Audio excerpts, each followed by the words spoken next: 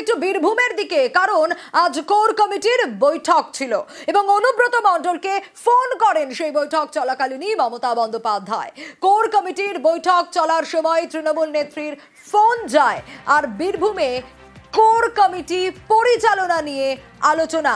আরো detail update নেওয়ার চেষ্টা করব, তার কারণ আমরা জানি যে এই কোর কমিটির বৈঠক খুব গুরুত্বপূর্ণ। এই বৈঠক কি উঠে এলো এই বৈঠক থেকে সেগুলো ডিটেল আপডেট তো নেবো, কিন্তু মমতা বন্দ্যোপাধ্যায়ের সঙ্গে কি কথোপকথন হলো অনুব্রত মণ্ডলের, চলুন জানবো ইন্দ্রজিতের কাছ থেকে। ইন্দ্রজিৎ রয়েছে আমার সঙ্গে, আরো ডিটেল জানাতে পারবে।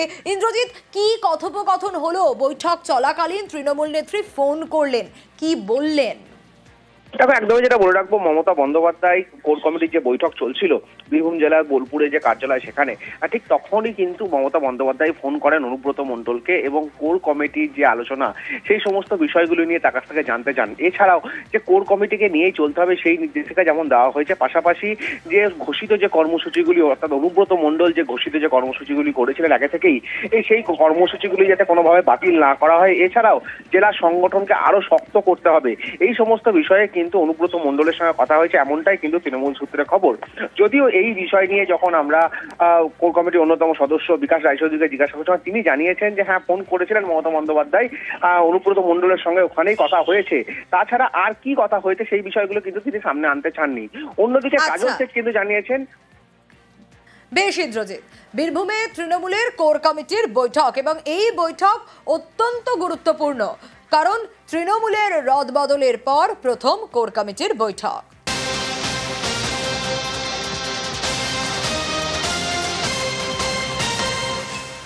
অনুব্রত মণ্ডল তিনি এখন আর জেলা সভাপতি নন, কারণ জেলা সভাপতি পদটাই নেই, তার বদলে সবাই এখন কোর কমিটির সদস্য, এই 9 সদস্যের কোর কমিটি। এবং খুব গুরুত্বপূর্ণ, কারণ 26 হচ্ছে এই মুহূর্তে পাখির চোখ, আর বিধানসভা নির্বাচনকে পাখির চোখ করে কি সিদ্ধান্ত নেওয়া হলো প্রথম বৈঠক থেকে। আবিরের কাছ থেকে জানবো। আবির, তৃণমূলের রদবদলের পর বীরভূমে এটা প্রথম কোর কমিটির বৈঠক, খুব গুরুত্বপূর্ণ, তাৎপর্যপূর্ণ, কি উঠে এলো এই বৈঠক থেকে? প্রথমত হচ্ছে যে সাংগঠনিক বদল হয়ে যাওয়ার পর প্রথমেই কোর কমিটির বৈঠক ডাকা হয়েছে এবং বীরভূমে তো আমরা দেখি আমাদের কোর কমিটির কাজ চালানোর পাশাপাশি জেলা সভাপতির যে পদ সেই পদটা কিন্তু তুলে দেওয়া হয় এবং কোর কমিটিকে যে প্রাধান্য দেওয়া হচ্ছে সেটিকে বুঝিয়ে দেওয়া হয়েছে। আজকে বৈঠকের ক্ষেত্রে যেগুলো গুরুত্ব পেয়েছে সেটা হচ্ছে যে 3টে মহকুমাতে মিছিল, তুমি জানো এর আগে ওই মিছিল ডাকা হয়েছিল, অনুব্রত মণ্ডল ডেকেছিলেন। কোর কমিটির একাধিক সদস্যের বক্তব্য ছিল প্রত্যেককে না জানিয়ে এককভাবে কি করে মিছিল ডাকা হতে পারে। যদিও বার্তা যেহেতু চলে গিয়েছে দলের নিচুতলাতেও মিছিল হবে, সেই কারণে সিদ্ধান্ত হয়েছে যে মিছিলের সিদ্ধান্তই থাকুক, যাতে দলের নিচুতলার কর্মীদের মধ্যে কোনো ভুল বার্তা না যায়। দ্বিতীয় বিষয়টি গিয়েছে যে অন্তর্দ্বন্দ্ব। সূত্রের খবর, বৈঠকের মাঝেই এক নেতা বলে ওঠেন যে এখানে বাম বা বিজেপির সঙ্গে লড়াই না, তৃণমূলের মধ্যে লড়াই চলছে এবং এই লড়াইকে বন্ধ করে এগোতে হবে। সেই প্রসঙ্গে বার্তা দেওয়া হয়েছে যে সবাই একসাথে থাকবে এবং দল যেভাবে বেঁধে দেওয়ার চেষ্টা করছে সেই নিয়ম মেনে তাদেরকে কাজ করতে হবে। এবং অপর একটি বিষয় উঠে আসে, তিনি হচ্ছে সোশ্যাল মিডিয়া। অভিযোগ একাধিক কোর কমিটির সদস্যই করেছেন, কে ছোট কে বড় দেখা থেকে সোশ্যাল মিডিয়াতে লড়াই চলছে, এটিকে বন্ধ করতে হবে। বাকি কয়েকজন সদস্যদের এই কথার মাঝেই সূত্র বলছে অনুব্রত মণ্ডল তিনি বলে ওঠেন যে তিনি এই বিষয় নিয়ে কিছু জানেন না, যদিও বাকি সদস্যরা তাকে মনে করিয়ে দেন যে সোশ্যাল মিডিয়া সম্পর্কে তারা অবহিত, ফলে কি চলছে সেখান থেকে বেরিয়ে আসলেই কাজ করা যাবে। আপাতত স্থির হয়েছে যে পরপর 3টি মহকুমাতে মিছিল হবে এবং সবাই মিলে একসাথে যাতে কাজ করতে পারা যায় এবং দল যেটাকে চূড়ান্ত সিদ্ধান্ত নিয়ে জানাবে তার ভিত্তিতে তারা কাজ করে এগোবে। প্রত্যেক কটা সিদ্ধান্ত নেওয়ার ক্ষেত্রে কোর কমিটিতে সমস্ত সিদ্ধান্তকে পাশ করাতে হবে এবং তারপরেই তারা এগোবেন। বেশ আবির,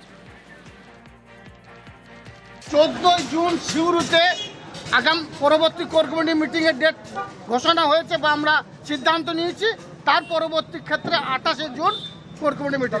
আমাদের যিনি নেত্রী, যার চলার পথকে অনুসরণ করে আমরা সকলে চলি, তার নেতৃত্বে তার নির্দেশেই 2বার করে বীরভূম জেলা কোর কমিটি আগামী মাস থেকে হবে।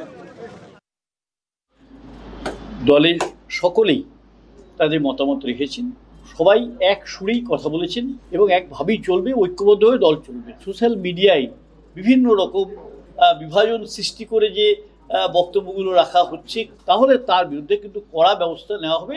তাকে যখনই আইডেন্টিফাই করা হবে যে হ্যাঁ সে দলের কর্মী, মাসে 2বার করে কোর কমিটি বসবে। 14 জুন নেক্সট মিটিংটা হবে এবং সেটা সিউড়িতে হবে। আর 28শে জুন আবার বোলপুরে হবে। সমস্ত কর্মসূচি পালন করা হবে এবং আপনারা নিশ্চিত থাকুন যে সমস্ত বিষয়গুলি জেলা কোর কমিটিতে আলোচনা করেই সিদ্ধান্ত নেয়।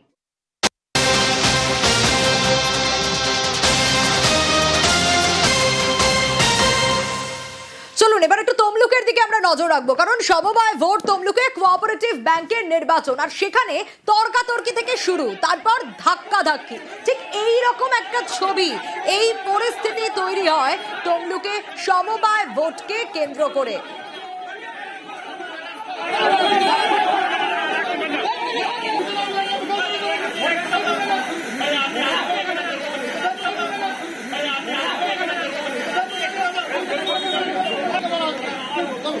সুজিত রয়েছে আমার সঙ্গে। পুলিশের সামনে দুপক্ষের ধাক্কাধাক্কি শুরু হয়ে যায়, পরিস্থিতি মোতায়েনে র্যাফ নামাতে হয়। সুজিত, ঘটনার সূত্রপাত কোথায় আর এখন কি অবস্থা?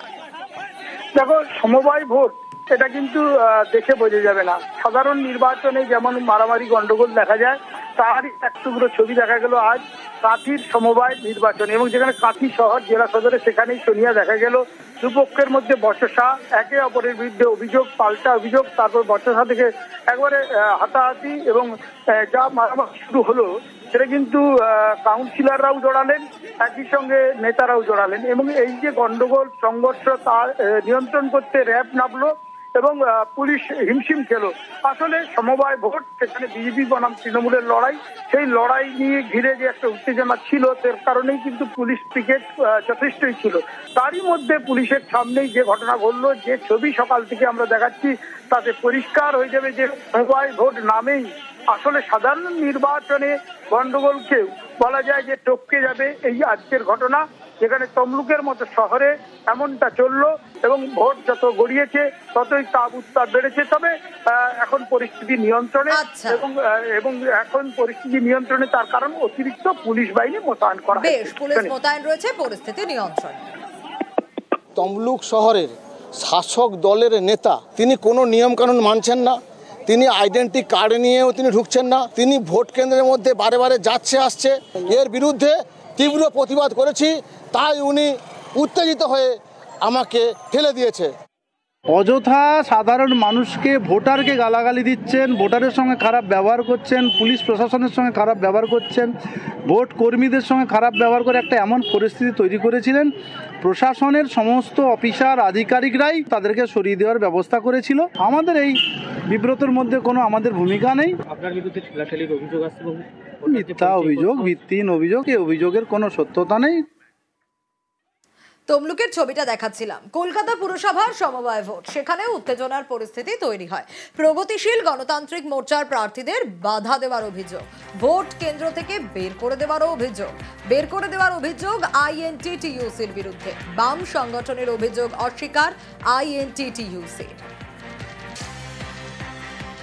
তৃণমূল যে জায়গায় ছিল ভোট হওয়ার আগে থেকে নমিনেশন দিতে না দেওয়া, ভোটার লিস্ট না দেওয়া, এবং গিয়ে লাল বই কেড়ে নেওয়া, পাড়ায় পাড়ায় যেমন ভোটার আইডি কার্ড কেড়ে নেয়, এখানে তেমন লাল বই কেড়ে নেওয়া ইত্যাদি সমস্ত কিছু করার পরেও কর্পোরেশনের কর্মচারীরা তার ভোটাধিকার প্রয়োগ করতে এসেছিল। এখানে কর্পোরেশনে যারা নির্বাচনের জন্য লড়াইয়ের মধ্যে অংশগ্রহণ করেছিলেন, প্রগতিশীল গণতান্ত্রিক মোর্চার, তারা সবাই এখানে উপস্থিত হয়েছিলেন, কিন্তু তৃণমূল তার জায়গা থেকে সরেনি। মন্ত্রীকে বসিয়ে রেখে, এখানকার লোকাল তৃণমূলের গুন্ডাদেরকে বসিয়ে রেখে একটা মানুষকে ভোট দিতে দিচ্ছেন না। সারা জীবন এরা করে যাচ্ছে। পশ্চিমবঙ্গে যতদিন ওরা রাজত্ব করেছিল ততদিন আমাদের এরকম করতো, এখন বলছে আমরা করছি, দোষ দিচ্ছে। ওদের কোনো সংগঠনই নেই, আমি এখন বলে রাখি, কলকাতা পুরসভা তো নেই, তাই জন্য আজকে এইসব অপপ্রচার চালাচ্ছে। আমরা, আপনারা দেখছেন তো, গণতান্ত্রিক উপায়ে আমরা সব রকম ভোট করছি। আমরা চাইছি সবাই ভোট দিক, যার যা গণতান্ত্রিক অধিকার প্রয়োগ করুক। কিন্তু ওরা যে বাইরে দাঁড়িয়ে সব প্রচার করছে, সবটাই ডাহা মিথ্যা কথা চাইছে এইভাবে অপপ্রচার করে মিথ্যা প্রচার করে দেওয়া, আর কিচ্ছুই না।